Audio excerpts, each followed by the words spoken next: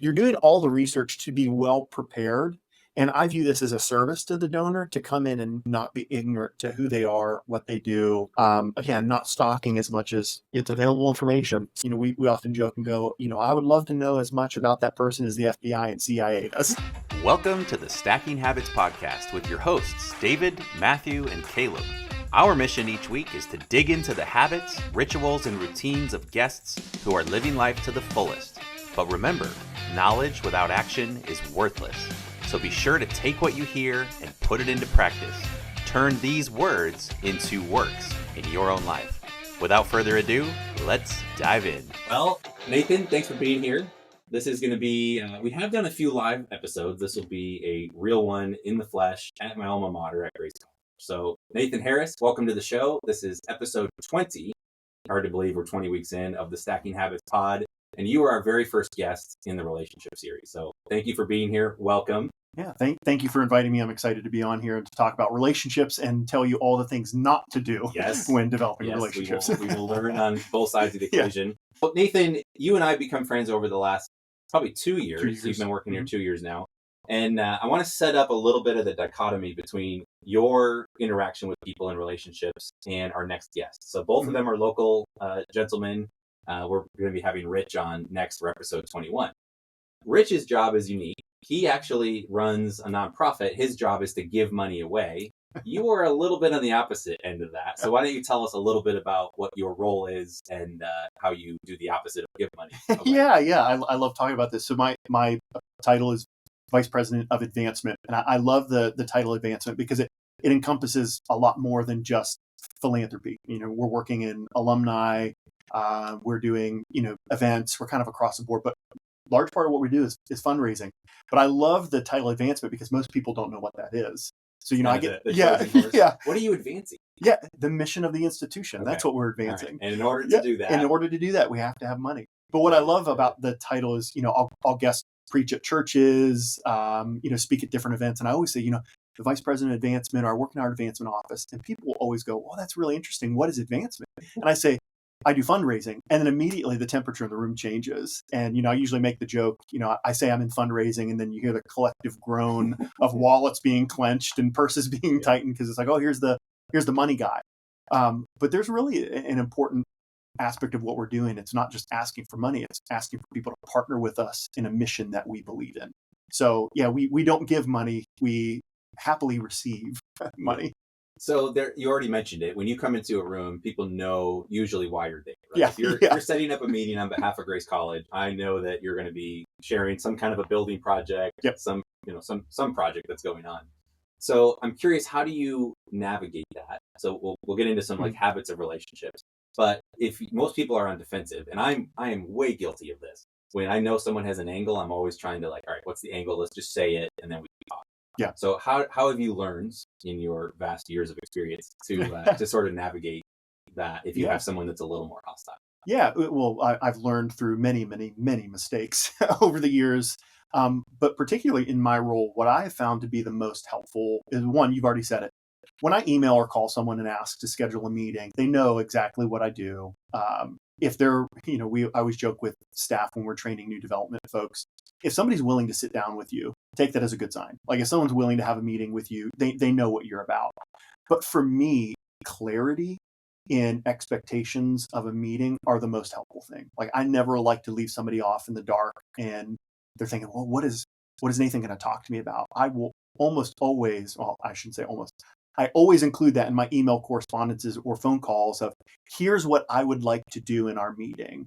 And a lot of times you've probably had this where I reach out to alumni and say, I have no agenda. I just want to get together with you. I want to share about what's going on. That way people are disarmed in a lot of ways and they go, oh, okay, this is what it's about. Or if I am going to talk about a specific project, I will usually say, I want to gauge your interest in this project and partnering with us. So clarity for me, especially in fundraising, is of utmost importance because you're setting people up to be able to know what you're doing. You're not creating that hostile environment where you're going, okay, what do they want to talk about? Are they going to be asking me for something? Well, you'll know before we get in the room. And as we set up here in your office, so we've got all the beautiful books everywhere. As a former bookseller, I am seeing dollar signs. You may need to check the inventory on the way out. Oh, I know what the word. You mentioned clarity. Have Yeah. you read Shane Parrish? No, I haven't. Okay, so that's another one to add Okay, to the one add to the thing. list of. So as we were looking around the office, just setting up the cameras here, I noticed that we share a lot of similar interests. Cal Newport, I see raving fans. Traction is there. I think we've mentioned Traction in 6 episodes already. It's a phenomenal book. I do need to go back and reread it. Yeah, David's been preaching the Traction gospel. Yeah. So anyway, Shane Parrish talks a lot about clarity. Yep. Tony Robbins says very similar things. Mm-hmm. If you are in a good state yourself, if you have clarity about what you're trying to do, then a lot of times that helps in the interactions as well.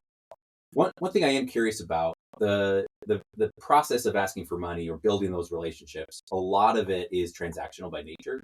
So how have you found a way to bridge that where instead of constantly asking, you found ways to sort of do the opposite and give or build those long-term relationships?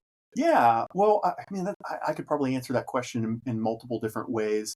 I don't view my role solely as a fundraiser. I mean, that is 99% of what I'm doing. At the end of the fiscal year, our office has goals of what we have to raise in unrestricted, our unrestricted cash, our restricted project. There's pieces to that. What I really see our role in philanthropy, Christian higher ed philanthropy, is being a resource and support cast for our alumni and our donors. Like, I want to be able to present to them clearly what we're working on so that they're either compelled to join us or they want to ask more questions or they want to be a part of it. So, one of the things I usually share with my staff, or if I send emails or I'm talking to someone, every meeting I have, I follow a model I call the PSA. It's my Christian way of having a conversation with somebody. It's helpful for me that other than making an ask of somebody, which is the A in the PSA, is I'm usually saying, here's ways that you can be praying for us. So I'm engaging them on not just the financial level, but a spiritual level. Here's ways that you can be praying for Grace College and Seminary. And then I'll ask them, here's ways that you can be sharing about us. So I'm trying to supply them with as much information as I can. Kind of your own newsletter. Yeah, it's my own. In every meeting, I'm trying to give them snippets of projects that we're working on so that they can be praying for us if they're so inclined to.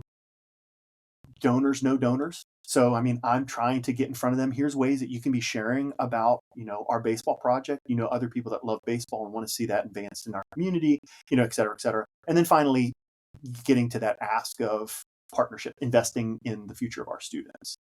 But man, I really believe people are like banks. I had a college professor tell us this in a ministry. He goes, I'm curious where you're going with relationships and people are banks. You cannot make a withdrawal until you've made plenty of deposits. And I mean, that is true in every sphere of life, not just for me in relationships with donors. Like, I'm not trying to just sit down with somebody and the first time I meet with them, ask them for a gift. I'm trying to invest something into them so that they have I have relational capacity with them, that I have relational trust with them. Like, I'm sitting down to go, hey, I'm not just here to get into your pocketbook. I'm here to really develop a relationship with you so that you have trust between me and the institution and that you believe and know where we're going and what we're doing. To me, that's the most important thing. My staff will joke with me because when I have a lunch with a donor or alum, it's not an hour and done. I tend to spend as much time with them as I can because I want them to see authenticity. I want them to think that our relationship is not purely transactional, that there really is elements of like, hey, I care about you and I want what's best for you. Likewise, I care about this institution and I want what's best for it. And how can we partner together in that? So give us a rough idea. In a given year, how many individual meetings do you have, would you say, or interactions? Like something meaningful, a real life phone call, in-person coffee, a lunch, a dinner. Are you meeting with 300, 500? Do you have a rough idea? Oh man, I mean, there would be innumerable meetings throughout the year, innumerable interactions. I mean, we have a hospitality suite in our, arena. I'll interact with people regularly at basketball games in the community. And there's oftentimes you can't go to Meijer or Kroger, or go out to dinner and you're seeing put it in people. Perspective. Our town's about 15,000 people, and we're gonna go grab dinner after this. I guarantee we'll see somebody. Yeah. Well, and a prime example of this is last Sunday we walk into church and I'm taking my kids' jackets off and somebody starts asking me a question about a recent grant we've been applying for. So it's like, you can't escape it. You're, the joy of a small town. But I'm trying to get back to the original question. I was just trying to set the stage in terms of how many people are you sitting down? Oh, yeah. Like how many like in-depth interactions? So for me, I try to have measurable 8 to 10 per month. So in an administrative role, um, having a little bit more kind of grander visionary oversight for advancement, I don't have as many visits as some of our other staff members. So I have 8 to 10 quality visits per month. Some months can be 12 to 15. Now, what is a quality visit is scheduled time with the person. So it's not just the random phone call that lasts 20 or 30 minutes where, I mark that down. I know what I've met with them. I take my notes on that. But for me, it's meals, get-togethers, golfing, sitting over someone's house. I try to have 8 to 10 of those quality visits. And it's like compound interest. It adds up over the year where you can look back and say, I had a significant amount of, I had 140 some significant visits that accumulated into significant gifts or long-term relationship building or investment in other ways. Is there magic to the 8 to 10 number? It's roughly 2 a week. Or that just works for your schedule? It works for my schedule. The average gift officer, so like somebody that would be in my role, non-administrative, they're usually between 15 to 20 visits per month because they have more bandwidth to do so. For me, 8 to 10 is healthy. It gets me, out of the office in significant ways 2-3 times a week sometimes. Yeah. That's interesting. I think a lot of people think, you do something full time and so it's going to be 40 hours a week. Yeah. And so therefore you should be doing, 20 or 30 a week. Yeah. But then there'd be no time to do homework, do research, take notes, kind of connect dots. My mind's going in 10 different directions at once. I like it. I do want to dig into a few stories. So again, I know most people listening to this are not going to be advancement directors or, engaging regularly and asking for money. So they may just immediately tune out and maybe they'll tune into Rich's episode where you're on the other end. How do you connect well with the community when your job is to give money away? But walk us through, I want to hear stories on both ends of the spectrum. Give me an example outside of me, because we played golf and enjoyed some bourbon and coffee and good conversation. What's an example of somebody that you went into hoping to ask for money or share what Grace is doing and kind of turned into a really meaningful relationship? And you can hide the name if you want. Yeah. And then on the other end of the spectrum, what's one where you've gone in and maybe you did the incorrect homework and something just totally bombed? Oh, so absolutely. I'd love to hear just kind of the highs and lows of the job. And I'll let you decide where you start. Yeah. So, first off, for me, I have to remind myself of this regularly because the temptation is always, I'm asking for money. I almost always, before I go into, say, a lunch meeting where I know I'm going to be asking somebody for money, I have to tell myself, I'm not asking them for money. I'm asking them to partner in our mission. So it removes me from the equation. So my feelings don't get hurt when somebody tells me no. Is that something you struggle with? Yeah. I'm a people person. Yeah, absolutely. And so I would take that personally where you say, no, I'm sorry, it doesn't make sense to give. And I'd be like, I hate you. Yes. Oh, big time. You have to remind yourself that on a regular basis. And good gift officers, good directors of development are able to remove themselves and say, it's not about me, it's about the institution. Now, you do come back and you beat yourself up and go, what did I not communicate well? What was I unclear in? Yeah, it really is. It really is. If we could all perfectly follow Simon Sinek's start with why in every conversation, then you'd never have a no. But so for me, that's kind of the first thing is like, okay, it's not about money, it's about mission. How am I communicating mission well? Good stories. Let's see. And I've now done fundraising at 3 institutions. I have experienced the highs and lows of like you're getting in front of somebody and within moments the ask kind of comes up and it's an immediate yes. And you're like, I'm very surprised that a significant gift like that came so easily. One that I have found to be particularly thankful for has been at Grace. We have a donor, longstanding community member. Everybody in this area would know him if I said his name. I've connected with him very well over the last 2 years, and it has been a natural relationship. It's not just about giving. I've been told no on projects with this gentleman on multiple occasions because you just can never sometimes guess when asking somebody if that certain project's going to be excited for them or what. But the telltale sign is the fact of continuing to meet together. And in fact, the thing that struck me the most in, this relationship is so genuine that there's nothing awkward about, I'm asking this guy for money on a regular basis was, we were out in the community I think we're grocery shopping, and someone tapped on my shoulder, and it was that gentleman. And he looked at me, he goes, just want to let you know I prayed for you this week and just very grateful for you. And it's like, I would have no relationship with this guy if it wasn't for the fact that I was asking him for money to be in projects or to do X, Y, Z. But there was hey, we have a genuine relationship here. And to me, that was like, okay, that's worked out well. Now, I've also had the other side of, I tell new gift officers, get used to hearing no, because it is something that's going to happen. You need to learn how to either overcome it or correct relationships. But, there's been times where I've thought I spent enough time cultivating the relationship. I've talked about the projects. I've learned who they are and what they might be interested in. You kind of go in a little, arrogant of, okay, I've got this. And you present the project and you've spent hours preparing for it, and they just say no. And they're not interested in it. And then you have to navigate those waters of, did I ruin the relationship? How do I salvage the relationship? How do I overcome the no in that? And it's tumultuous. So in the midst of the battle, if you want to call it a battle, yeah. So if I heard no, my first thought would be like, okay, thanks for your time, and end the conversation. Yeah. How do you decide when to push deeper and say, hey, is this a no because I didn't explain it properly, or because your mission and your vision is misaligned with this? How do you make that determination, or do you just stop? Yeah, no, I don't stop. I'm a stubborn person. That's why I like that. Yeah. So I would say I always want to put the donor in the driver's seat. So if I hear a no, I might ask them for permission. Can we talk about that? Is the timing not right for this for you right now? Or is the project not something that you particularly interested in? Because I want to hear the qualification of, do they not want to give to Grace in general, or was it the project, or did I ask for too big of a gift in a short time frame? So I want to hear those qualifications. And usually, if you're able to, position yourself in humility and ask them for permission to clarify, you're going to get it. And sometimes it could just be they gave you a no immediately, and that might not actually be their answer. They go, well, let me actually think about it. Or it might be the project. Like, actually, I don't have a keen interest in starting a chess club. I'd rather do something else. Yeah. And so you can qualify that.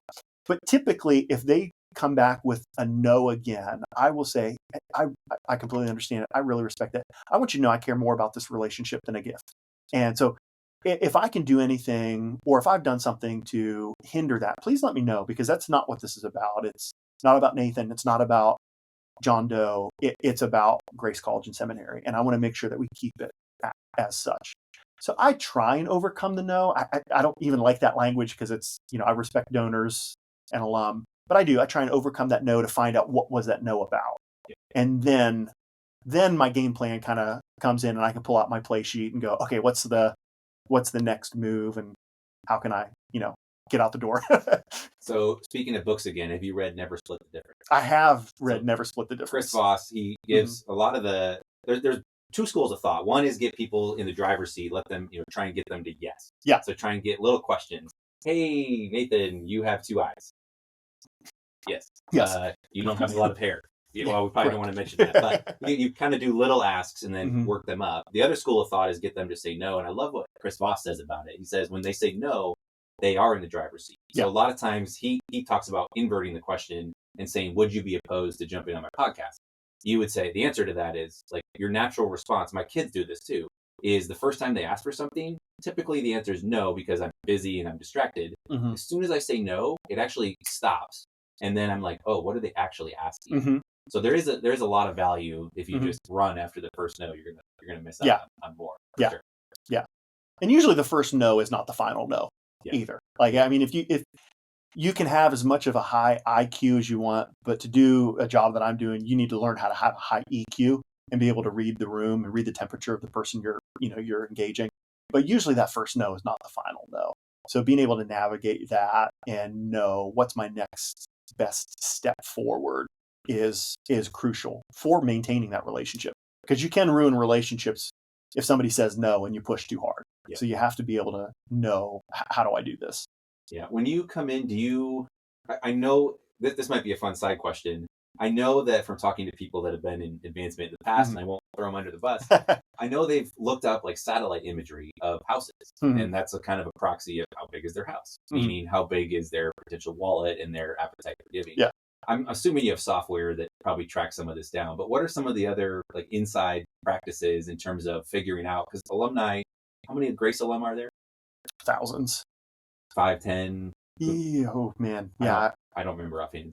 Yeah. I think more than 10 now. Okay. So let's call it 10,000 Yeah. alums scattered all over, many of which have fallen out of touch. Yeah. Some on Absolutely. purpose, some just, it happens, right? So as you're trying to kind of sift through this group to figure out, what are some of the other like tips you use to kind of resurface alumni that you've fallen out of touch? Oh man, in most areas of life, this would be called stalking, but we call it work. So give us a little, again, if there's top trade secrets. Yeah. But No, I am, my curiosity. Yeah, I would goes. say, we have a division that we call research and reporting. Every advancement, any nonprofit institution, organization, if they're wise, they have somebody that's doing research for them. And this is in-house or out of house? In-house, you can hire out of house. And basically what research does is it gives you the skinny on that person or couple, as much as your footprint online is available, we are able to know. And that is down to silly things of like Facebook and Twitter and Instagram and LinkedIn. Like they'd have it down to, I have a puppy? Yes. Okay. Yeah. So, I mean, I it's one of the things that if I've not met with somebody before, if they've got social media, I'm looking at all their social media because I want to know, find things that they may like. I want to have commonalities with them. It's not an area of manipulation. It's I know that you guys have a puppy and I saw that because of social media, not because of a text message. Actually, I think I found out from the text message and then saw on social media.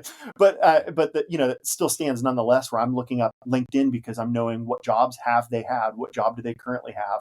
You can look up information on that company that they work for. So you're doing all the research to be well prepared. And I view this as a service to the donor to come in and not be ignorant to who they are, what they do. Again, not stalking as much as it's available information. So for us to be able to pull up, we often joke and go, I would love to know as much about that person as the FBI and CIA does. So, to be able to, and the IRS. I will say I've been on both sides from Grace, actually. Back early in my career when I first started, I had very little money because I quit a nice job at Johnson & Johnson and launched out on my own. And I would say there was times back in those early days when they were big asks made of me, where I almost like choked on my coffee. It was like, I don't know what you think I have, but that's not even possible. And I've had asks on the other side now where I've sold the business, life has been kind, and I've had very small asks. Yeah. And it's like, well, and I know that the ask is bigger and they've only carved out a little bit. So is there a balance you've done in terms of how do you ask enough to, if they're able to do it, or do you kind of let them, like let me ask it this way. If you came down to sit with me and we're doing, a new business program at Grace and there's a building and whatever involved, would you have a number in mind that you're coming to me trying to ask based on all the homework you've done? Or are you going to lay out the need and then let me sort of pick a number? Oh yeah, we always have a number in mind. I mean, it's something you want to be able to do because I think it serves people well to be able to pitch what are we looking for from that type of donor. But also, the old adage, you have 2 ears and 1 mouth for a reason. So listen twice as much as you're speaking, especially in donor relationships. I have found more often than not, people will kind of tip their hat to capability. I've literally been in meetings where somebody will tell me, recently I made a gift of X to X organization. And it's kind of their subtle way of going, this is the capability that I could do. So and it's not in an arrogant way. Do you think they're doing it on purpose to kind of let you know, hey, I do have capability? Yeah, I would say it's probably like a veiled ignorance. It's just kind of them talking of like things that they've done. And I don't mean that in like a negative sense, but I mean, that just happens regularly. Like, I've given this. They're supportive of organizations. So, you can either get the tip of the hat that way, or knowing enough of the information on the what's their giving history. Giving history is a good way for us to move people along. So, one of the things is, somebody has historically given $5,000 a year. Over a couple of years, I'm going to go, well, my next ask might be $7,500 because they've given. I want to move them along in a pipeline of sorts of into that major gift territory at some point. Or, you're constantly thinking, this person has made, $10,000, $15,000 gifts periodically. Can we get an estate gift from them sometime? So, I mean, there's definitely always a number we have in mind, but I want to let the donor talk. And then I usually will present, if it's a specific ask, then I will give the specific ask of this is what we would love for you to commit to. Or I'll say, I'm looking for 3 or 4 donors that can give us a gift of this range. Would that be something that you'd be interested in doing? And then you kind of can walk from there. But again, it's always putting it in the donors, putting the donor in the driver's seat to be able to talk. Yeah, let them think the idea was theirs. Yeah, absolutely. So switching gears again, let's pretend there's a Grace alum who got off the radar, and let's say she was incredibly successful. You just saw on the news that she sold her company for whatever silly money, 8, 9, 10 figures. Yeah. And all of a sudden she popped back up. How would you approach that? Would you go directly to her and say, "Hey, I'm Nathan, I'm in advancement," or would you kind of find a known associate or someone else that they're friends with? So walk us through that, because I think a lot of listeners would say, "Hey, I really want to get in front of this author, in front of this person I look up to." Do you just go? And I've heard stories of people that go directly to them and say, "Hey, they find something of value to give," or they just make a bold request. Yep. Right? And if you ask not, you have not. Yeah. I've heard of high school kids getting like James Clear on their podcast. Yeah. Because they just said, "I started a podcast and I'd love to have you on." He's like, "Cool. You asked for it." Yeah. So how would you go after a big name that you maybe didn't have a relationship with? Well, first off, I kind of live by the mentality of you don't know unless you ask. So, I tend to go for that. In my role, it's a little bit more, I hate doing that initial reach out when it's like you see on the news, somebody's done well. And then it's like, "Hi, my name's everybody." Yeah. Well, it's, I remember, I had an uncle 15 years ago hit the lottery for 20 grand. And it was like, he said, he's like, "I've got family members coming out of the woodwork I didn't even know we were related to." And it's like, and it was only 20 grand. Like, 20 grand's a lot. Did you hear the lottery story? I think it's from Ohio. There's a guy that won, let's call it Powerball. 100 million, something crazy. I think it's Ohio, whatever state it was, they were going to report it. So a lot of states do it. So he knew it was going to come on the news, but he had, let's call it a month before it went public. He went to every family member as soon as he won and said, "Hey, I'm a little down on my luck. Would you mind sparing $500? And I think everyone said no. And then as soon as that came out that he won and they all came to him, he goes, "Well, you didn't help me." Yeah. I thought that's funny. Genius. That's like next level. Yeah. Whether that's true or not, that is brilliant. It's a good story. That's very brilliant. We'll go with it. Yeah. But, I find it a little bit more, it's like they're going to be getting hounded. At that point, you're going to need a natural in. So for me, it'd be finding like, who is she still connected to, in this realm, in this narrative, like who's she connected to, who can make an introduction for me? Is there a close friend or alum that's currently giving that has a passion for what we're doing? That could be that easy. Hey, can you share with her some of the things that we're doing and make that connection for me? And, I will rely on other relationships to create relationships. And that's usually a really easy way for me to kind of get in, instead of me just reaching out and go, "Hey, I would love to connect with you," or "Hey, let me connect you with our president." Or it's like, "Well, yeah, of course you're going to reach out now. You didn't reach out for the last 10 years. Now I'm doing something." But, and I'd usually probably make some kind of joke along the like, "Well, where have you been for the last 10 years? We've not heard from you." I've been busy. Roger Stichter here is one of the professors, Dr. Stichter, I guess. I think he got that after I graduated. But he's the accounting professor here. One of his superpowers is he is a connector. And so he actually sends out probably a monthly email. It could be more often than that. I don't really pay attention. But he sends little updates, and he's never once asked for money. Yeah. But I love what he does. And I always tell people in your shoes, I think I told you that when you sat down and took the job. And I said, follow whatever he's doing. Yeah. Because he is always, Gary Vaynerchuk talks about, jab, jab, jab, right hook. Give, pass. Yeah. And so I don't know what the right ratio is. People would say 3 to 1 or 4 to 1, or praise, criticism. I think the same things apply. I forget where I was running with that whole question, but it's that concept of, I love getting Roger's emails. Yeah. Because he's always giving value. He's always connecting. Yeah. And I think one of your superpowers, and anybody that's in your role, is you are a connector. So one of the nice parts is I've met incredible people through you. So I know that your position exists to be transactional and to ask for money eventually. I don't think you ever asked me for money directly. So maybe over dinner tonight. Yeah. But one of the values you have, you are a super connector. And so you've introduced me to cool other entrepreneurs that go, "Hey, you've done this tech thing. This other guy in Ohio," or throwing out Ohio, has done it as well. You two should sit down. And you've been very kind with that. Do you systematize that at all? Do you have software that helps you go, oh, tech, boom, let's connect this? No, it's just like 100% the massive mad science in my brain. And it's, hoping yeah, for, no, for a cool piece of software or something. that is just kind of like how I'm wired in general. And a lot of that is like, what's funny, like use you as an example of like, yeah, we've made connections over the last 2 years with other alum or people in the area. It's more like me thinking like, oh, Caleb would really get along with this person. Like they'd be a cool connection. And then afterwards I'm like, that was a good thing. Like two, great supporters of our institution now linking arms and other ventures or, networking people they didn't know. So some of it is just like 100% happenstance of like, I don't think about it. It's just like, I'm a people person. So it's like, having committees or different pieces where it's like, oh, who'd fit really well on this team. And I want to bring them from their perspective and personality. And then you're like, oh, well, these 3 people would really get along and they'd be interesting to have a conversation. And, oh, he does M&A and she's an attorney. Like, I want them to talk. And so trying to create the environment for people, for alumni to come back and go, okay, we may have a 30-year difference in age, but there's commonalities that we have. And then it just strengthens that bond of support that they have for our organization. Yeah, no, that's a great thing. And I think if you struggle to make connections, if anybody that's listening, is find someone that is connected. Mm-hmm. So find someone, either their job is to do that, or Yep. you just know, when I say who is a super connector, Yeah. I know that people pop into your head. Yep. And it's like, go to them. Even though you might not have capacity in the right lingo to give to their mission, it's still worth building that relationship and find those people. And never be afraid to say, hey, can you connect me with that person? Like probably it's just, I have no shame.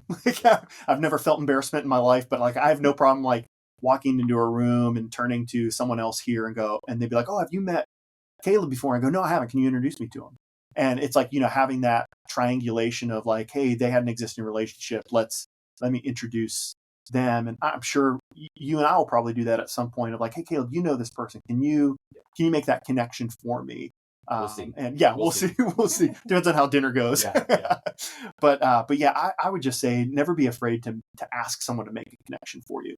It's what life's about. Yeah. And when you go through someone that they know, they're way more likely to say yes. Yeah, absolutely. Absolutely. So one of the habits I've learned over the last few years, I've really tried to put it in practice, is when I think of somebody, let's say so you just wrote a book, shameless plug. Yeah. I've got that at home now. So at some point I'm going to crack it, start reading it.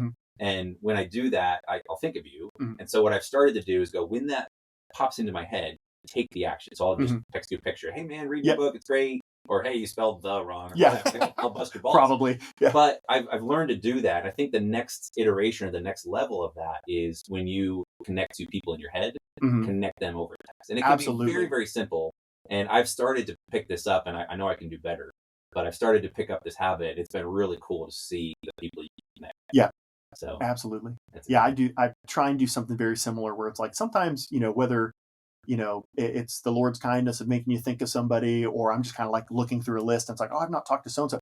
I try and text them immediately or give them a call. And it's usually, they're not going to answer right away. So I get to leave a voicemail and it's like, hey, I was just thinking about you and wanted to see how you're doing. And that just, for me, is like the, stoking the fires of a relationship is, and I'm not just calling you to ask for something. Like I'm actually here for you, but like, how are you? Like, in our case, we get to know so many of our donors and alum that we know the heartaches that they're going through when, they find out family members are, diagnosed with cancer or, hard stuff happens. Like, I want to be able to reach out and know that and, either be a prayerful support for them or even just, hey, you want to get together and vent? I'm happy to do that. Relationships just are beyond transaction at that point. Yeah. So walk us through the rhythms a little bit. You mentioned 8 to 10 meetings a week that you, 8 to 10 a month. Yeah. Right? So are those scheduled out? How often will you re-meet with somebody? What's kind of that perfect length of time in between meetings in your experience? Depends on where they're at in a donor cycle. So donor cycles, you have discovery mode, cultivation, solicitation, and stewardship.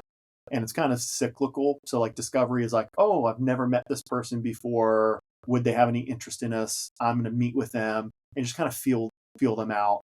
From there, then you move into like cultivation, which is I'm cultivating not just a relationship, but cultivating the opportunity to ask them for something. Then you get to solicitation, which is, would you give? Would you partner? Would you, however you want to, would you invest? Whether it's a yes or no. And then usually we go into a season of stewardship where they've made a gift. Now I'm thanking them for that gift, and I'm continuing to cultivate the relationship to the next ask. So you kind of have this cyclical. So depending on where someone's at, if I'm thinking, oh, by the end of the year, I want to make an ask of this person, I'll probably be meeting with them more often so that I'm, kind of in front of them. So that cadence is there. That, come October when I want to make an ask, it's not, well, this came out of nowhere. Where have you been? They're aware of it. In other situations, so I'm going to start plotting every time you reach out. Yeah. When that gets closer and closer, exactly. Baby contractions. Exactly. Exactly. So it kind of depends on where people are at in a cycle. I probably don't put as much forethought into rhythms as I should. I carry a portfolio of a little over 100 folks that are my primary responsibility. So I'm seeing people, and again, in a small community that we live in, most of the people I'm seeing out and about on a regular basis. But I try to, every couple of months, be rotating through some of the key folks that I want to be seeing. So out of your 100, you're probably touching base once a quarter, maybe. Yeah, I would say that's probably accurate. Yeah, absolutely. If I go like 6 months without having dinner with Joe Schmo, I'm like, oh, I've messed up. Like I need to get in front of Joe. So how tangibly do you track this? Is there software that you use? How do you make sure that Caleb gets touched? Yeah. So we use a CRM right now called Blackbaud NXT, which is it's a terrible name. Yeah, it is. It's terrible software too. There's a golf ball called the NXT. I think Titleist NXT. Yeah. There is. Yeah, it's probably a better ball than software, but that the software is able to track. It's got map systems in there for us. It's we call them actions. So it's like after I sit down and have a meeting with someone, I go in and I put an action in of when did I meet? I add in all those notes. I can set a future action of, okay, reach out again in 1 month, reach out again in 2 months, and then it notifies me. Mm-hmm. Yeah. So we try and do that as best as we can. Yeah. Has anything surprised you in the past year in terms of relationships? Or have you read a book on relationships and just had your mind blown where you go, man, I'd always struggled with this certain element, and now I have like a framework or something to, words to put around. Yeah. I mean, I'm a big time reader. Love myself some books. All the books love books. I'm going to butcher the title. I can't remember, but it's about knowing people. The David Brooks book we were just talking about. I'm about halfway through it, and it is shifting my paradigm of like, oh man, how can I do better at actually letting people be known in relationships? And it's all about the person and how do we posture ourselves? How do we speak? That was transformative for me. Raving Fans over the last decade has been a significant book, and it's an old sales book, but it really is like, how am I developing relationships that they are a raving fan of this organization? So how do I manage that? But then I was just thinking of another one, and I can't remember who the Blount Fanatical Prospecting. Read it. Is so stinking good. Now we all have copies. Yeah, we all have copies here in the office, and I've said if you read anything, just read the first chapter. Because everything else, you're like, yeah, this is no brainer and I should be doing it. But there's the pieces of like, salesmen follow the ABC, always be closing. In fundraising, it's like always be cultivating or always be discovering. And for me, it's like everywhere I go, I'm having to tell myself like, who should I be meeting in this room? Like, who should I be engaging with? Who is someone that I don't know? And how can I get in front of them? And it's, even for an extrovert, it can be tiring of like, you go to a local economic development like dinner or something, and you're going, man, I've talked to 100 people today already. But there's, you never know who you might meet. And I think fanatical prospecting for me was that reminder of like, of the, 1,000 people you meet, you're only going to connect really well with 10% of them. But the more you connect with, the higher percentage of people you're going to have significant relationships with. So instead of going, oh, I'm tired, I'm going to talk to 10 people, I'm going, oh, I'm tired, I'm going to talk to 25. And that means, now I'm walking away with 3 really good business cards, and I'm following up with those people afterwards and scheduling other, meals. And they could just be network and connections or prospective donors, but we'll find out. But if you don't do that hard work of prospecting, you you don't get new relationships. Yeah, I want to follow that train of thought. You said one thing, so you kind of gave three answers, which I love. But the first answer you gave, I want to pry a little bit more. You said you're learning about relationships to let people be known. Yeah. I think I got that language. Yeah, right. yeah. What do you mean by that? Man, I think the temptation for a lot of people is to go into a meeting and do all the talking. And you like, don't. I have an agenda. Yep. My goal is to explain what's going on. Yep. And as long as I get through that, then I gave my message. And any silence is unnecessary, and I'm going to fill the void. And there's all those temptations. The analogy, music guy. So I can say it's the best drummers are the ones who know when to not play. Like, they're the ones that can have that magic fill. You think of Phil Collins and Genesis and or after Genesis with "I Can Feel It in the Air Tonight." What's the best part of that song? Is that drum piece. The drums are not in at all up until that piece, and it's like, oh, that's explosive. So for me, it's knowing when to not talk and knowing how to ask questions and digging deeper into that person. Of like, I want them to feel, they walk away going, oh, Nathan he really cares about me. He really spent time to get to know me. And to do that, I have to let people feel like they're known. And it's all in the conversation, in navigating and being a good question asker. I feel like I'm not a good question asker, and I'm trying to develop that and read books on small talk. I can't remember who wrote that one, that was but gonna be the next question. Yeah, it's like, how the heck do you do small talk for people that struggle with it? It's not asking yes or no questions, but leaving it so that they have to respond. So the question is not, do you have any kids? It's, tell me about your family. There's a tutor. Do you have any kids? Yes or no, and it's done. But it's like, well, tell me about your family. I want to know about your family. Well, I'm Nathan, and I'm married to Kelsey. We've got 2 little boys. We have a dog, and then before you know it, you've heard everything about their kids, spouse. So it's being able to frame questions well that continues to let them speak, and they walk away going, oh, I feel like I'm known. One thing I've heard along that line as well is relationship. We always have walls up as a rule, just as humans. Like, we're just guard. I don't know you. I know you're probably asking for money, but even if that relationship wasn't there, it's very easy to talk about real natural things like weather, sports, maybe politics, maybe religion, but we're getting deeper. One thing I've heard is the more you can let your wall or your guard down, the more the other person will reciprocate. And that to me is what you pointed at, was how do I get to know somebody? Right. So it's one thing to sit across and talk about your job and what you do. And that's cool. That's not really who Nathan is. And so, part of my job is to ask good questions. Part of your job is to feel safe enough around and comfortable enough to be able to do that. Well, you want to be able to disarm people. Like, that's the conversation. So before I got into higher ed, I was pastoring for years, getting the opportunity to preach regularly. You read, preaching books, you're in classes, and they would always talk about, like, how are you disarming the congregation? Especially, I do a lot of guest preaching. Like, they don't know me from Adam. And you go in and there's automatically this wall of like, are we going to trust this guy? Are we going to be put to sleep? Which, probably. But like, they kind of go through all those different things where it's like, I'm intentionally thinking about how am I disarming them the moment I walk up. And it's not through, being a clown and making tons of jokes. Well, yes, that's part of my personality. But there's an element of like, I want to disarm that awkwardness pretty quickly.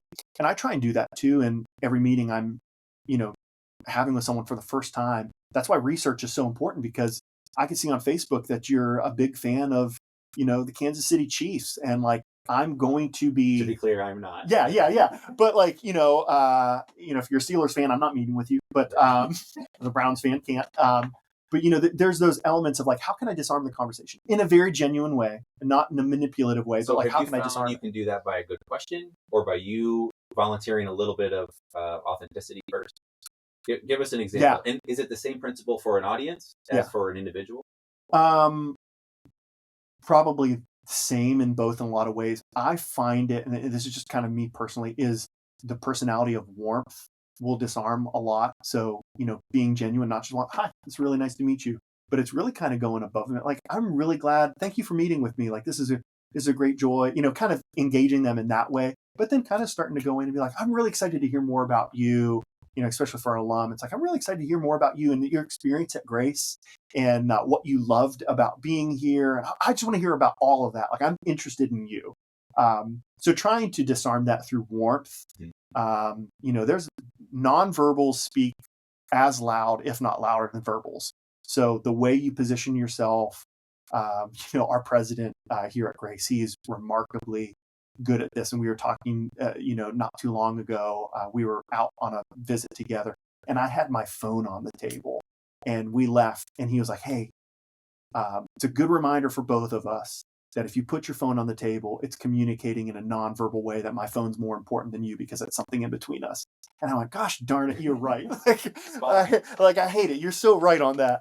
But that all is like how I position myself, how engaged I am, facial expressions. I mean, that sounds like circusy, but it really is. Like if you're talking and I'm the whole time, like you're gonna be like, dude, this dude's a dud. But if I'm like not egging you on, if I'm like, I'm wanting to hear this, then you're more likely to continue talking and to continue sharing. And again, some of that is just like, if you're a highly relational person, you kind of do those things well. But there are times I have to remind myself, like, you should be smiling right now, dummy. Like it's just like, oh yeah, I should be like, I need to be engaged, and I'm tired, but I don't want that to reflect in that relationship or in that moment. Yeah, I think the energy we bring does matter quite a bit. Absolutely. All right, small talk. Yeah. You get into a conversation. This is not one of the 10% of people that you're cut out of the same cloth and you're just like, oh my gosh, we can talk about anything. What are some tips and tricks for sort of prying into someone that may be a little more guarded, quiet, you just don't quite connect? Does that just happen and you walk away at some point and go, that's the best I could do? Or what are some tools you've learned other than just closing your mouth and letting them go at it? Yeah, there are times where you just have to like kind of cut your losses. There are people who are willing to meet with you, but they're incredibly introverted people. They don't talk a ton. Even when you ask open questions, they're answering quickly. So I, again, want to have a high EQ, don't always have a high EQ, but want to have a high EQ to go, I need to be able to read when this meeting's over. There are times where a meeting can go for 2 hours and you're like, well, I need to respect your time. But we both need to get back to work. And other times you're going to go, this might be 45 minutes. And that's the most I'm going to be able to get out of that person and make sure that I don't, turn them off to where we're at. But the tricks would be read the temperature, read their interactions, read their questions. Don't overkill in those scenarios, because it's more important to have a healthy relationship than to poke a dog too much where they go, I don't want to meet with this person again. So some of that can turn into then, well, I'm going to have coffee with them once a year instead of once a quarter, and the rest will be phone calls to check in on how they're doing. We have a lot of people that go, no, I'm going to give, but you do not need to meet with me. In fact, I don't want to meet. And you go, great, can I call you periodically? From a busyness perspective, or they just don't want to meet. They don't need to. They're fine. Like, you don't need to meet with me. Yeah. Or they might have the perception of like, you're going to ask me for more than I want to give. I already give. So you just kind of have to, again, you listen, let them speak. They're going to tell you the frequency and format in which they want to be spoken to. And we get a lot of that. People don't want emails, but they want phone calls. And so, be able to notate that and have that in mind, let them drive the relationship in a lot of ways. But yeah, when people are just ultra guarded, it's usually a shorter meeting. There's no, unless you find the thing that like opens that person up. I feel like everybody has that. Everyone has it. You just have to, you have to find it. I can recall with someone recently, just a very meek, gentle, and quiet gentleman. And I had happened to see on Facebook, massive fan of IU basketball. And so I just kind of started doing research, and I'm like 30 minutes into this coffee meeting, and I'm going, this is going nowhere. It's very quiet. I don't want to be a boisterous personality that's like overwhelming them. Just slipped in Bobby Knight. And then you kind of pull out the like, hey, I noticed you're an IU fan, and it was like instantly, it was just like the guy went from sleeping to awake and got to talk, and I was like, okay, great. Now I know I don't want to pull that card every time we meet, but there's like that's a good coming up. But it also changed the relationship more of like, oh, we can talk sports now about this, and there's a vested interest in it, and we can go from there. Yeah. Do you find, since you prospect and sort of set people up on a rhythm, do you tend to do that with your personal friends as well? Does that sort of bleed over from your work life into your personal? Yeah, I will find that where you're like putting into your CRM, your personal CRM, like, oh, I haven't seen Bill. Yep. I totally doing this in for work has overflowed to life, and it's like one of those things where you kind of get oh man, like friendships aren't organic anymore. But you go, but in this stage of life, as busy as you are, I'd rather schedule my stuff and actually talk to my friends. And so it's like, no, I actually do find it helpful. And, even, for my wife and I, we've been recently having conversations of like, in your early 20s, mid 20s, you could schedule out week by week or, within a month. Then like, where we're at right now, it's like, we feel like we're behind the eight ball in scheduling our family vacation right now. Cause it's like, we need to be quite a few months out. And you're like, oh, but just because of all these different components that you're like, oh, life is too scheduled, which sometimes is true, but also if you don't schedule it, you're going to miss those opportunities. You're going to miss that. So, I've got a handful of very close friends that are kind of around the country that if we don't schedule evening time to like jump on Xbox, which is like none of us are video game people, but we know like, all right, well, Thursday night that's your arena we can jump on and we're chatting and we're talking about, family and how things are going, or while you shoot each other. While you're shooting each other on Fortnite. Yeah. Got it. All right, one last question, then we'll sort of land the plane here. We both talked about Cal Newport a bit coming out of deep work. So there's the idea, and I like that our society's getting there. I've heard it said that we're kind of nearing the end of capitalism. I don't know if that's true or not, but I'm interested to see what's next. One of the thoughts is we've gone through this age where we're trying to be as productive and as efficient as possible. We're trying to cram as much as we possibly can. And Cal, I haven't read a lot of his stuff. I just listened to a podcast, so I know this much about him to be deadly. But I'm intrigued. He's really hammering in at it matters more what you're doing and then measuring the results. And I've always been a fan of the 80-20 principle. So how do you balance that in your life between I want to do 10 to 12 meetings a month and I've got all these other checks and to-do items? How do you balance doing the right things, either with relationships or just with your job? I'm just curious to kind of end the conversation here. Well, that's kind of like the principles of essentialism. Like it's not just being productive, but it's doing the right things. And like, how do I gauge what are the right things? And for me, I've got the same three things that I do every day. So I have a full focus planner, shameless plug for Hyatt's full focus planner. You could use a moleskin. It doesn't matter. Just write down what are the three things I need to get done today. And then that's the three most important things for me. It's, contacting donors, and then usually, two other major pieces that need done immediately. Will you do this the night before, morning of? I ideally would do it the night before, but probably 50% of the time it's in the morning of. And you limit it to 3. I limit it to 3, and then I write other tasks down. And I try not to do the other tasks unless they're assigned to me from our president. I will try not to do the other tasks until those big 3 are done. Massive fan of deep work. I schedule deep work on my calendar, whether it's 45 minutes or a 2-hour block. I schedule time where it's like my phone's on do not disturb. My office door is shut. I will not answer it if people knock on it, because it's like I need to be focused on donor correspondence or writing a new appeal letter or all those different fun things that are good, godly, and necessary for me to do my job. But also the nature of my job is staff can knock on the door. Any staff or faculty member here can knock on the door because they need something or have a question, or they just happen to be in the McLean building and want to say hi. So, deep work is a major component for me. Newport's got a new book coming out like in the next few days called Slow Productivity, and I can't wait to read it because I know his whole premise is like, it's not about getting 45 things done in a day. Because if you're doing that, you're not getting one thing done super well. It's doing the slow productivity. It's compound interest of excellence success to say, I can get 2 to 3 things done super well today.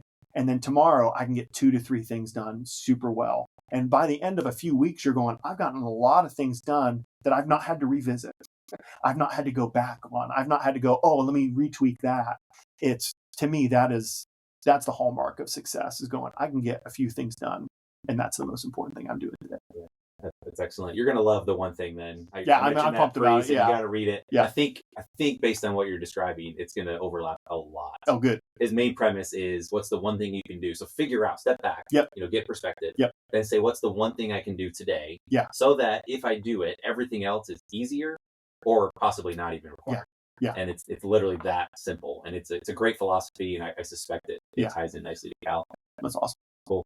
Well, Nathan, thank you so much for being here. Thanks for letting us crash your office and set up all this equipment. And, I love it. It was a wonderful conversation. And I can't wait to compare this to Rich's version. He gets to give out money like candy. Yeah. And I will give one more shameless plug. I know you do listen and follow along. We've got some leadership experts coming in. They wrote several books on communication. Oh, great. 5 Gears, 5 Voices, and then communication code. And so I think those will be kind of interesting conversations for you, especially as you seek, and all of us, as we try and get better at relationships. That's awesome. So tune in. Those will be coming up in the next 2-3 weeks. And this is episode 1 of the relationship series. This will continue on for probably 8 to 12 weeks is what we envision. And we're really looking forward to digging into people that explore relationships from all walks of life. So as we land the plane, as we wind down, do you have any last, one pithy saying or comment or one more thing you just want to share with everybody? And then we'll ask where they can find you if you want to be back. What's the quote from Billy Madison? Sometimes I think I'm an idiot, then I realize I am an idiot, so everything's working out. That's usually my mantra on a daily basis. I'm a knucklehead, and we'll move past it. Yeah, exactly. I think that's one reason we get along. So well. Exactly. And then, do you want to be found? I know you. Yeah, absolutely. Quick plug for your book as well. Yeah, you can find me on LinkedIn. I'm a very active LinkedIn user. You can find me on Grace's website and email me if anyone wants to be in touch. And then I have a book coming out. Well, I don't know when this is going to air, but I have a book that's releasing on March 12th called Gospel Generosity, Giving as an Act of Grace. It's all about Christian life in the gospel and how that impacts the way we view our resources. So excited about that to be out, and hopefully it's helpful. Perfect. Well, I know you said you got a bunch of pre-orders, so early congrats. Thank you. I will reach back out then, and we will celebrate properly. Yes, awesome. All right. With that, we'll catch you all next week.